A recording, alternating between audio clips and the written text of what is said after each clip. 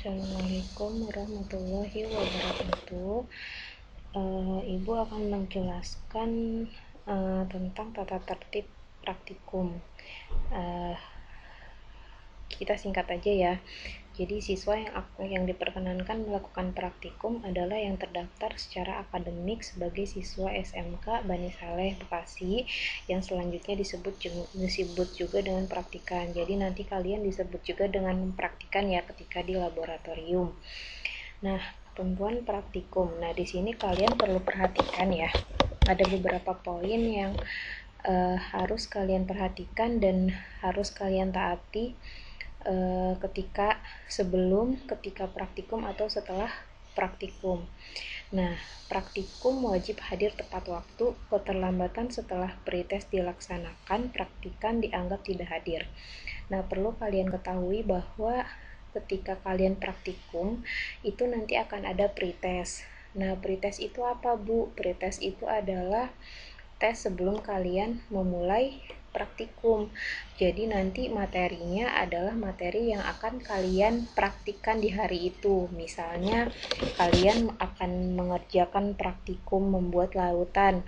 Nah, nanti kalian ada tes cara membuat larutan ya.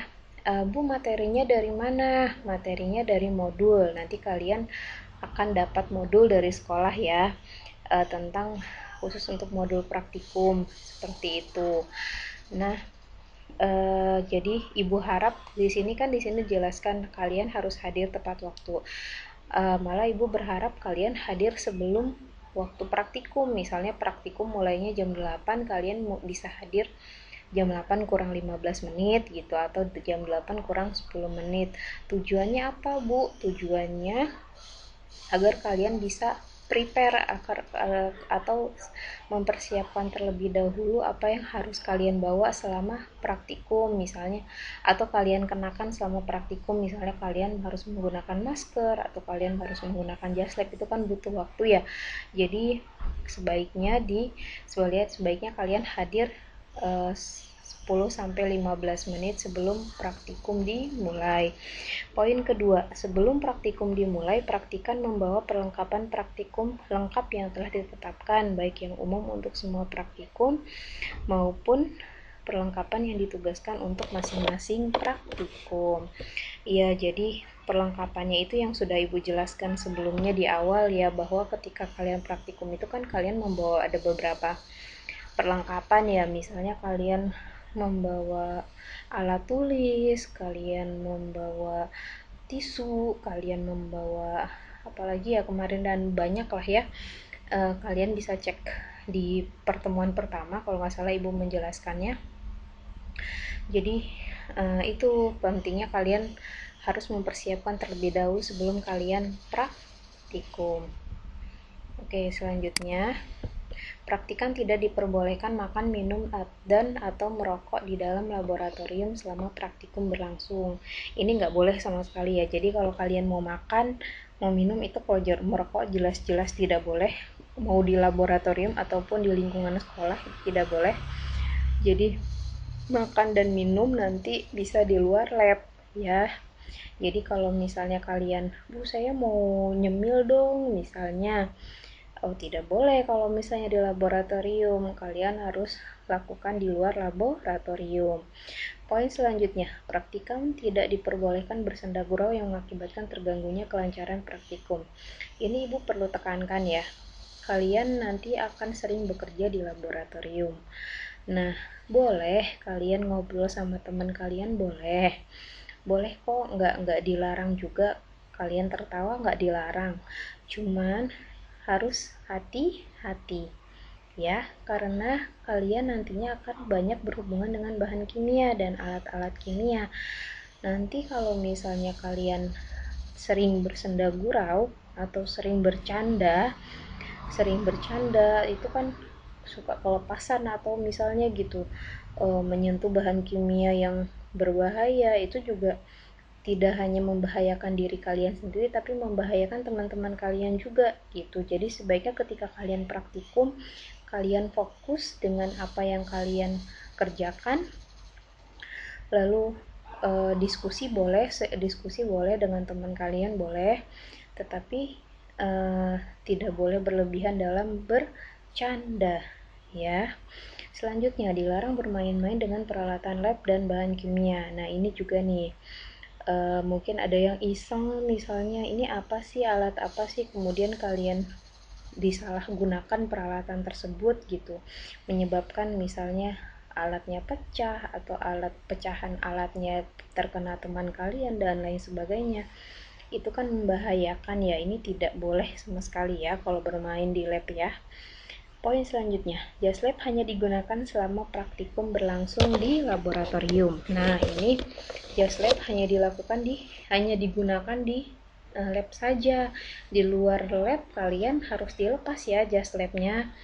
Jadi kalau misalnya kalian ketika di lab kemudian kalian mau keluar untuk makan siang atau untuk sholat gitu, Bu saya mau izin sholat dulu gitu, jas labnya jangan dipakai sampai ke musola atau masjid ya. Jadi dibuka dulu, ditaruh dulu di tas, baru kalian sholat atau makan ya. Selanjutnya,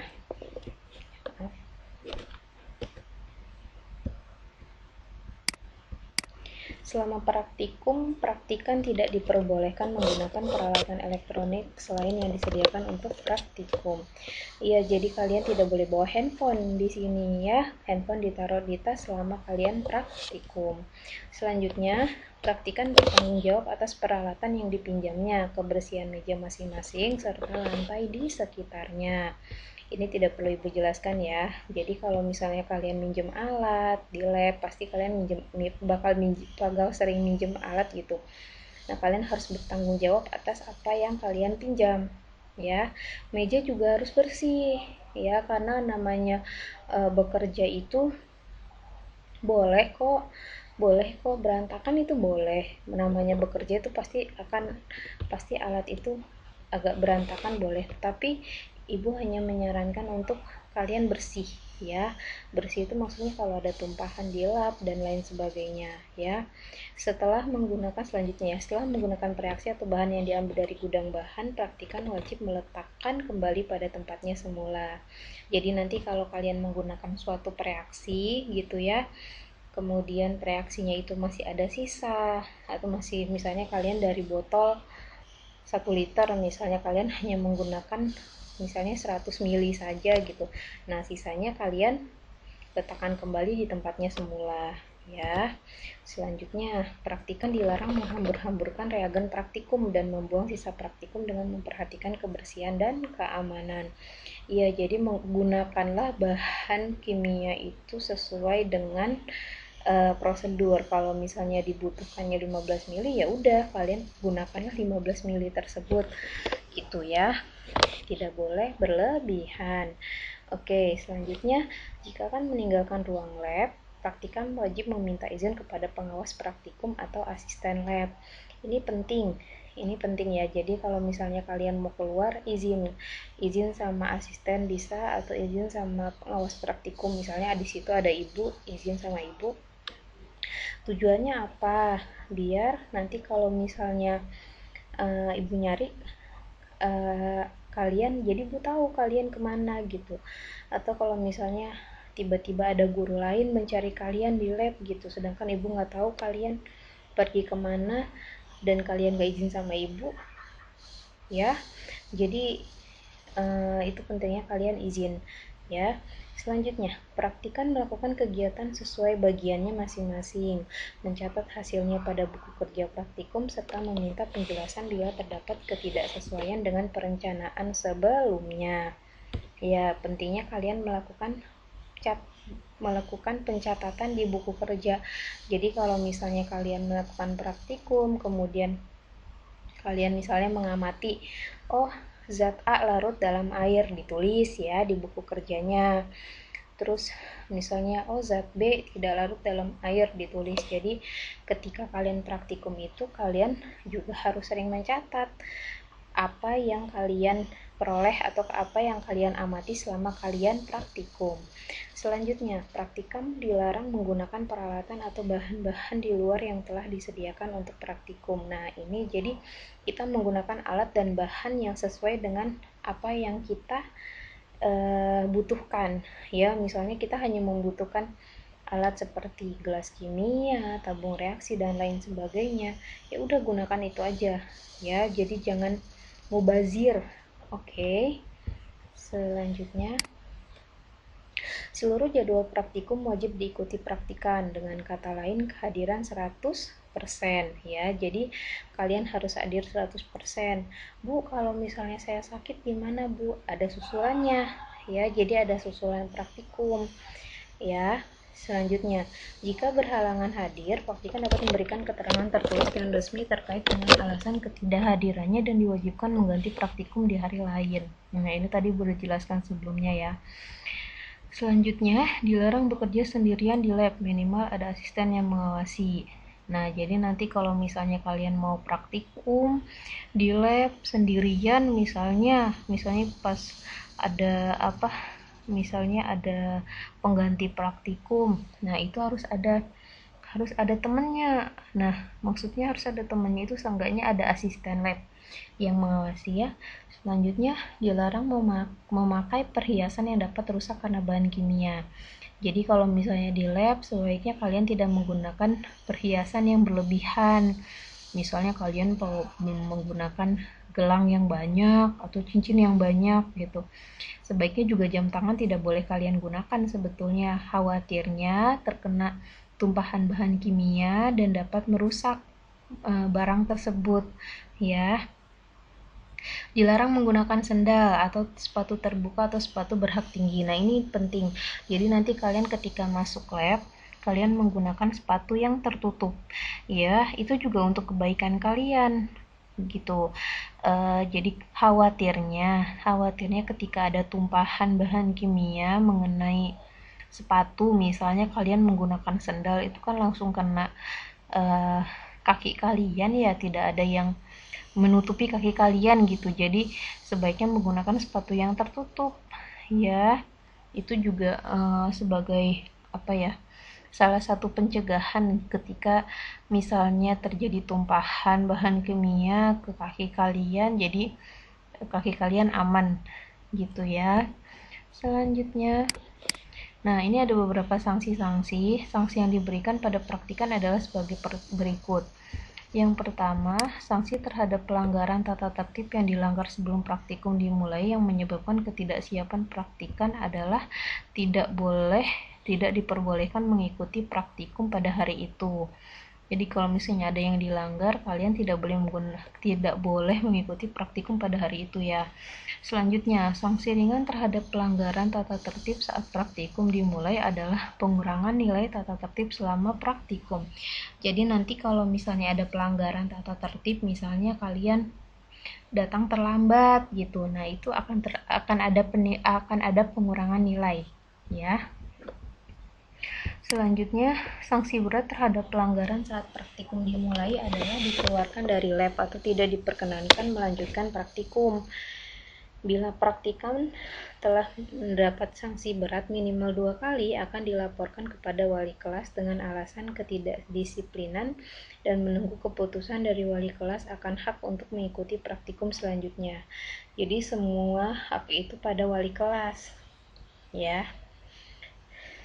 Maksudnya semua nantinya akan dilaporkan ke wali siswa atas izin dari wali kelas kalau misalnya terdapat sanksi-sanksi berat, ya. Selanjutnya, jika praktikan merusak atau memecah alat yang ada di lab, praktikan wajib mengganti. Misalnya kalian mecahin gelas kimia nih, kalian wajib mengganti dengan merek yang sama maksimal 2 minggu. Kalau tidak bagaimana? Nah, praktikum tidak diperbolehkan mengikuti praktikum selanjutnya disertai dengan bukti pembayaran. Ya, ini kalian baca sendiri aja, ya.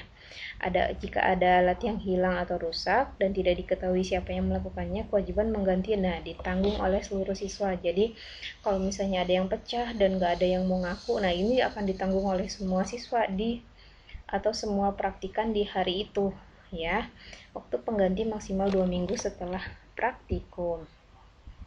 Selanjutnya, nah ada laporan nih. Kalau misalnya ada pengumpulan laporan dikumpulkan setiap hari Jumat jam 11 di lab kimia. Apabila laporan dikumpulkan melebihi waktu yang ditentukan, maka akan dikurangi 5 poin per hari terhitung dari hari terakhir pengumpulan pukul 11.05. Dalam pengumpulan jurnal tidak terdapat data pengamatan dan tidak ada ACC dari pengawas, maka jurnal tidak akan dinilai. Jadi nanti ketika kalian membuat laporan, misalnya buat laporan terus dikumpulkannya setiap hari Jumat. Ini Jumat itu kondisional ya. Jadi maksudnya kalau misalnya kalian praktikumnya hari Jumat, ya udah berarti minggu depannya lagi Jumat ketemu Jumat ya gitu. Jadi sebelum kalian praktikum, sebelum kalian praktikum jurnalnya sudah dikumpulkan kembali gitu.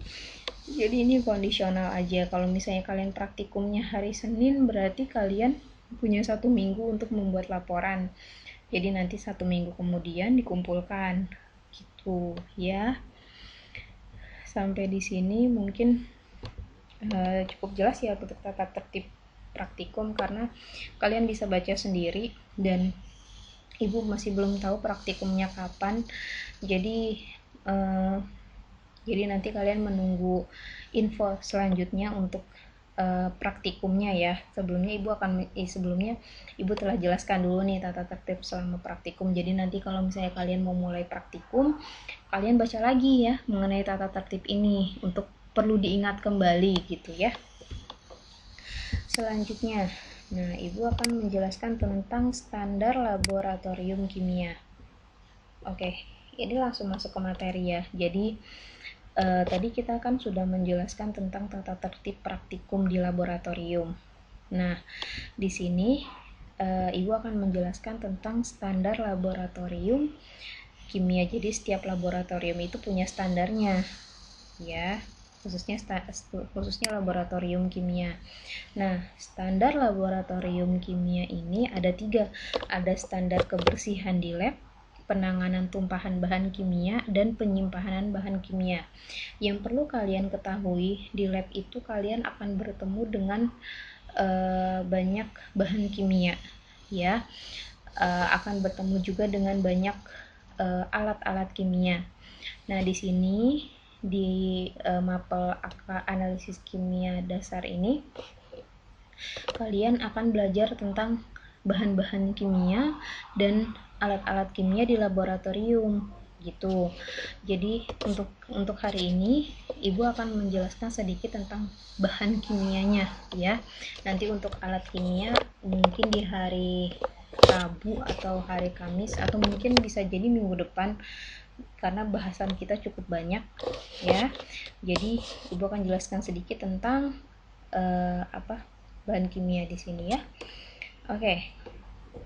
Nah, di sini sebelum ibu jelaskan tentang bahan kimia, ibu akan menjelaskan tentang peralatan pelindung diri. Nah, peralatan pelindung diri itu banyak sekali alat-alatnya gitu.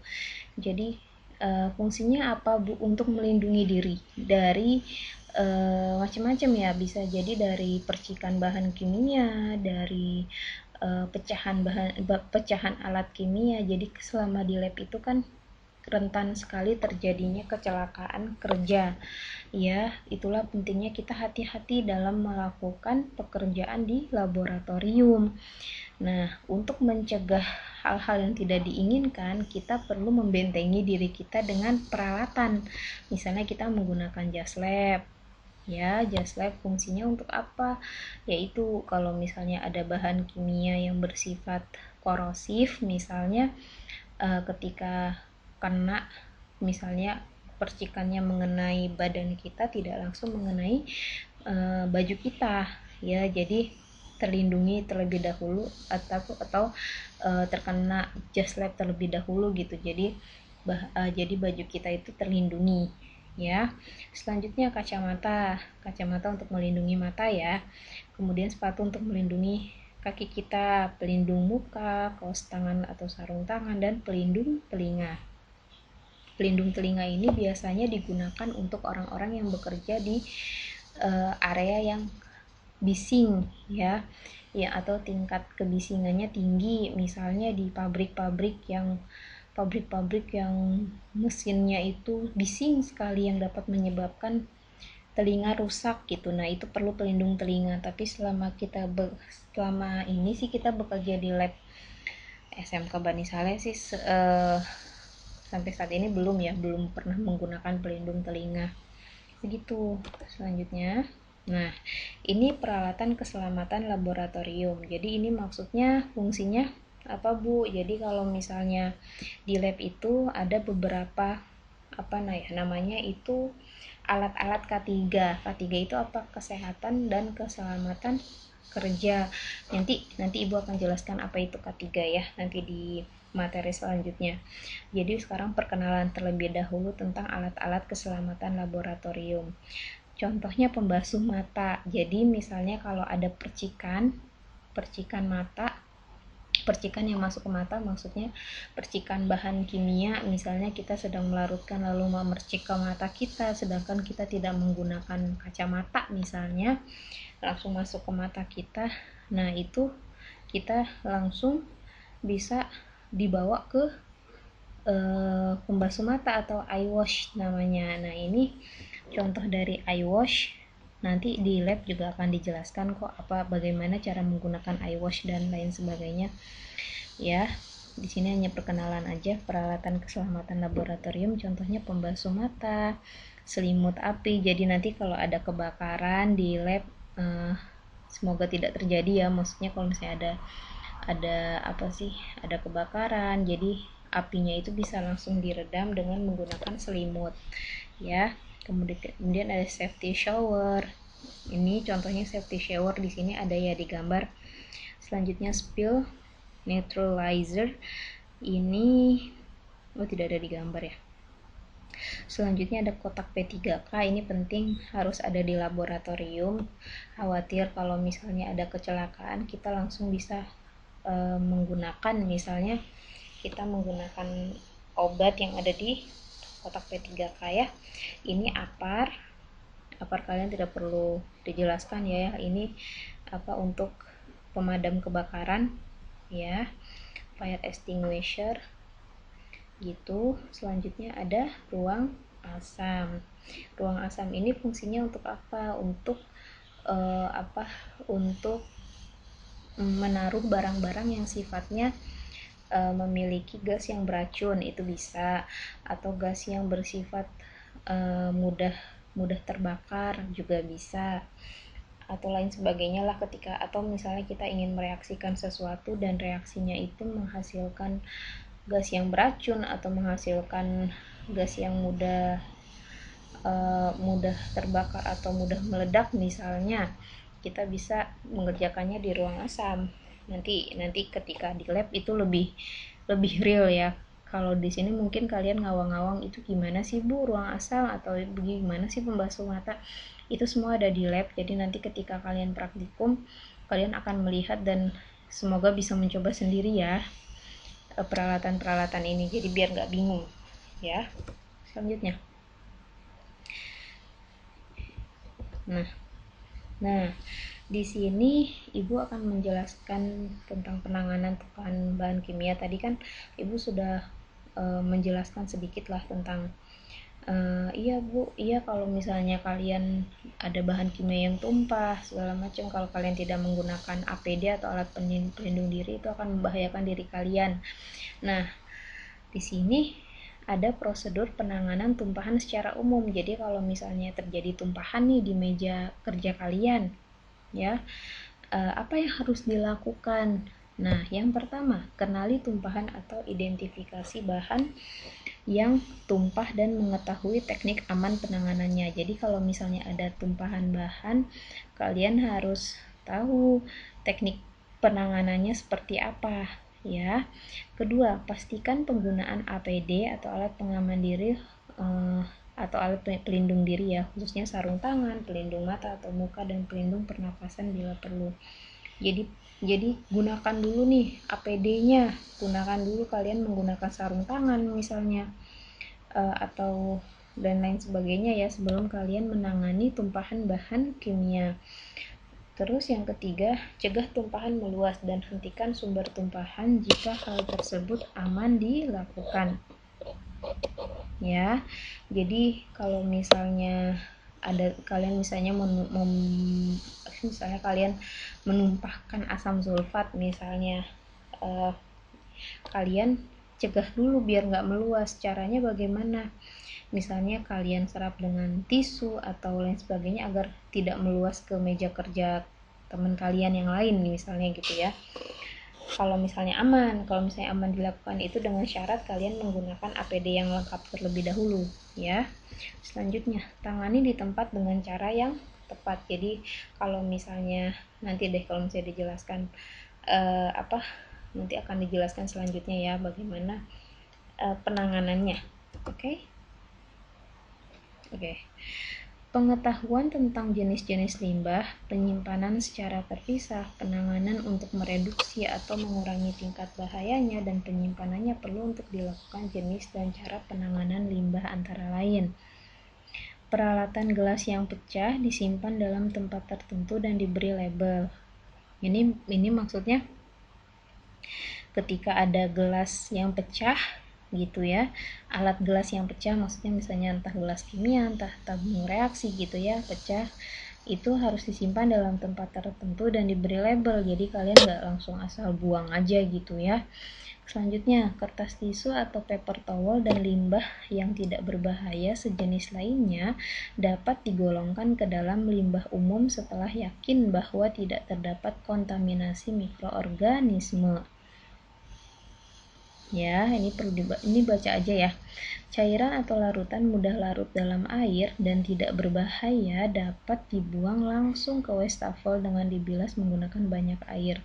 Jadi kalau misalnya ada cairan yang kemudian kalian ingin buang misalnya, dan dia tuh mudah larut dalam air misalnya dan tidak berbahaya gitu ya, nggak apa-apa, langsung buang aja ke wastafel ya, dengan menggunakan air yang banyak. Jadi sambil dibuang sambil dibuka kerannya ya. Untuk larutan asam dan basa, nah asam atau basa perlu dinetralkan terlebih dahulu sebelum dibuang. Nah tadi Ibu telah singgung sedikit, misalnya kalian menumpahkan asam sulfat, nah itu sebelum kalian buang atau kalian ingin buang asam sulfat misalnya, itu sebelum kalian buang itu harus kalian netralkan terlebih dahulu ya. Kalian harus netralkan terlebih dahulu dengan menggunakan basa. Kalau misalnya ingin membuang basa atau ada tumpahan basa, kalian netralkan terlebih dahulu dengan asam, sebaliknya aja ya. Selanjutnya, bahan organik limbah yang mudah terbakar harus disimpan pada tempat tertentu dan diberi label. Oke, bahan-bahan anorganik yang mengandung logam berat disimpan pada tempat khusus. Contohnya tuh yang mengandung logam berat misalnya mengandung air raksa atau mengandung timbal, itu tidak boleh langsung dibuang, yaitu harus disimpan terlebih dahulu pada suatu alat khusus. Selanjutnya, bahan-bahan yang mencemari lingkungan harus dipisahkan dan perlu penanganan pendahuluan. Ada bahan-bahan yang sifatnya mencemari lingkungan, misalnya misalnya air raksa gitu misalnya, itu kan sifatnya mencemari lingkungan ya, ini harus dipisahkan terlebih dahulu dan ada penanganannya ya. Ini sebagai pengetahuan aja. Selanjutnya, petrifilm dan media agar yang telah digunakan harus disterilisasi terlebih dahulu. Ini untuk mikrobiologi. Jadi nanti kalau kalian praktikum mikrobiologi itu nanti di kelas 11 kalian akan praktikum mikrobiologi dan menggunakan media. Media itu adalah suatu bahan yang digunakan untuk menumbuhkan bakteri ya. Jadi sebelum kalian buang itu harus disterilisasi terlebih dahulu atau dibakar atau disimpan di tempat tertentu ya. Selanjutnya, Bahan-bahan kimia yang tidak boleh dibuang langsung ke tempat pencucian. Nah, ini perlu kalian ketahui nih, bahan-bahan kimia yang tidak boleh dibuang langsung ke tempat pencucian, yaitu asam kuat atau basa kuat, sianida atau bahan beracun lainnya, obat-obat pengobatan, larutan pekat dari logam-logam berat ya. Selanjutnya, cara menyimpan bahan kimia atau penyimpanan bahan kimia. Nah, di sini perlu kalian ketahui bahwa bahan-bahan kimia di laboratorium itu tidak boleh asal-asalan menyimpannya. Jadi ada aturannya ya. Kita baca aja ya. Cara menyimpan bahan-bahan kimia sama hanya dengan menyimpan alat-alat laboratorium. Jadi penyimpanan alat-alat kimia dan bahan-bahan kimia itu harus berdasarkan aturan ya. Nah, ini nanti kalian belum ibu jelaskan tentang alat-alat laboratorium ya. Jadi insyaallah nanti hari Kamis penjelasannya ya. Yang pertama, bahan yang dapat bereaksi dengan plastik sebaiknya disimpan dalam botol kaca. Jadi kalau yang sifatnya dapat bereaksi dengan plastik disimpannya dalam botol kaca. Kenapa, Bu? Kalau misalnya dia dapat bereaksi dengan plastik dan disimpan dalam botol plastik, yang ada nanti bahannya jadi rusak ya. Jadi kita harus menyimpan suatu bahan di mana wadah bahannya itu tidak bereaksi dengan bahan tersebut. Misalnya bahan yang sifatnya korosif gitu ya, misalnya asam sulfat pekat gitu ya. Asam sulfat pekat itu asam sulfat yang memiliki konsentrasi yang tinggi, kalian tempatkan di wadah plastik misalnya, itu menyebabkan apa? Menyebabkan plastiknya jadi rusak ya, karena si asamnya itu bereaksi dengan si plastik. Nah, sebaiknya carilah suatu wadah di mana bahan tersebut tidak bereaksi dengan maksudnya tempat tersebut tidak bereaksi dengan si bahan yang akan dimasukkan ke dalam wadah tersebut ya. Poin kedua, bahan yang dapat bereaksi dengan kaca sebaiknya disimpan dalam botol plastik. Nah, ini sebaliknya aja ya, kebalikannya aja ya. Jadi kalau misalnya bereaksi dengan kaca ya sebaiknya jangan disimpan di kaca, tapi disimpannya di botol plastik. Yang ketiga, bahan yang dapat berubah apabila terkena matahari langsung harus disimpan dalam botol gelap dan diletakkan dalam lemari yang tertutup. Jadi ada bahan-bahan kimia yang mudah sekali bereaksi ketika terkena matahari langsung, misalnya misalnya larutan KI, kalium iodida. Nah, itu disimpan di botol gelap karena ketika dia terkena cahaya matahari dia akan bereaksi ya. Akan terjadi perubahan reaksi di senyawa tersebut gitu. Nah, kita jadi harus letakkan di botol yang gelap gitu. Selanjutnya, bahan yang tidak mudah rusak oleh cahaya matahari secara langsung dapat disimpan dalam botol berwarna bening. Ini kebalikannya aja ya. Selanjutnya, bahan berbahaya dan bahan korosif sebaiknya disimpan terpisah dari bahan lainnya. Iya, jadi bahan-bahan yang bersifat korosif itu disimpan agak terpisah dengan bahan-bahan lainnya gitu ya. Selanjutnya, bahan disimpan dalam botol yang diberi simbol karakteristik masing-masing bahan. Nah, nanti di sini insya Allah besok akan dijelaskan tentang simbol-simbol bahan kimia ya. Jadi setiap bahan kimia itu memiliki simbol-simbol. Misalnya ada yang sifatnya flammable atau mudah terbakar, nanti di situ ada di labelnya. Jadi setiap bahan kimia itu di dalam botol ataupun di dalam di dalam wadah itu pasti ada labelnya. Labelnya itu isinya itu ada tanda bahaya. Tanda bahaya itu maksudnya simbol bahaya dari bahan tersebut, terus ada nama bahannya, konsentrasinya, dan lain sebagainya. Nanti dijelaskan insya Allah di hari Selasa ya tentang simbol-simbol bahan kimia ini ya. Nah di sini bahan-bahan ini harus diberi simbol ya. Jadi masing-masing bahan itu ya. Untuk apa, Bu? Untuk mempermudah ketika kita melakukan atau ketika kita menaruh bahan tersebut gitu. Selanjutnya, sebaiknya bahan disimpan dalam botol induk yang berukuran besar. Pengambilan bahan kimia dari botol secukupnya saja sesuai kebutuhan, dan sifat bahan praktikum disimpan dalam botol kecil. Dan sisa bahan praktikum disimpan dalam botol kecil, tadi udah jelaskan ya. Selanjutnya, nah di sini penyimpanan bahan kimia. Syarat penyimpanan bahan kimia. Pertama, bahan mudah terbakar. Kedua, bahan mudah meledak. Ketiga, bahan beracun, bahan korosif, bahan oksidator, bahan reaktif terhadap air, bahan reaktif terhadap asam, dan gas bertekanan. Jadi, syarat-syarat penyimpanan bahan kimia itu ini urutannya. Jadi, bahan mudah terbakar, bahan mudah meledak, bahan beracun, bahan korosif. Jadi harus diletakkan seperti ini gitu ya. Selanjutnya, nah di sini perlu kalian untuk materi pada hari ini cukup sampai di sini.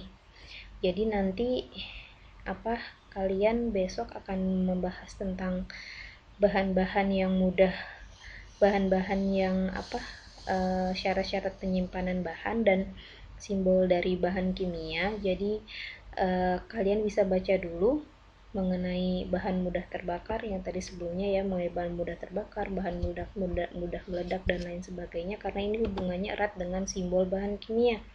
Begitu. Jadi kalian baca dulu dari slide berapa ini, 10 sampai 19 kalian baca dulu.